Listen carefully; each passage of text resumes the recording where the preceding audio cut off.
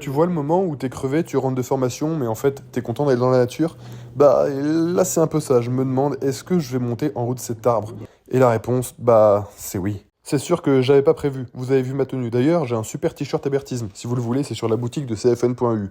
Bon allez, on est parti, je monte à la branche. Surtout, faites bien attention quand vous montez sur une branche d'arbre comme ça en bout de branche, parce que d'abord, vous n'avez qu'une seule branche pour appui, et ensuite, ben, si les branches cassent, vous êtes bien embêté. Alors, faites attention, si c'est une branche de chêne par exemple, ou peut-être de hêtre, en général c'est plutôt fiable. Mais il faut toujours être prudent. Et après, il y a vraiment des arbres à éviter. Genre le figuier, vraiment, croyez-moi, ça vaut pas le coup. Faut pas y aller.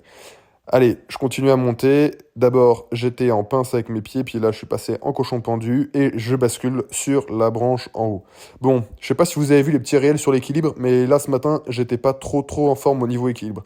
Alors, je voulais descendre debout, mais finalement, je pense que je vais plutôt m'asseoir. Ça, c'est le temps que je prenne la décision. Il y en a pour au moins 40 secondes de vidéo, parce que oui, j'avais quand même vraiment prévu de descendre en équilibre.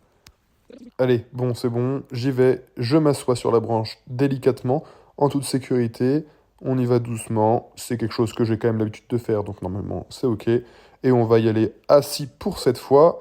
Tout à l'heure, je vous ai parlé du figuier. Bah, le figuier, là, le temps que je descende, j'ai le temps de vous raconter. En fait, la branche peut se détacher au niveau du nœud.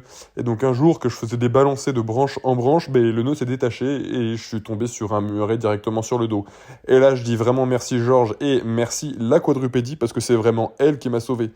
La quadrupédie m'avait bien musclé le dos et donc je suis tombé sur le muret d'ardoise qui était vraiment hyper saillant directement sur le dos. Il y avait 1,50 m de chute quand même.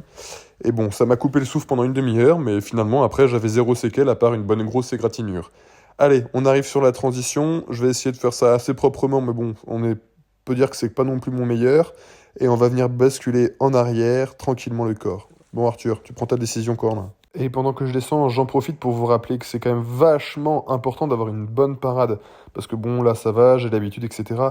Mais si demain il y a personne derrière vous et que vous tombez, bah vous pouvez vous faire super mal. Dans la méthode naturelle, c'est vraiment l'humain qui est le facteur de sécurité. Le matériel est faillible, une branche peut tomber n'importe quand.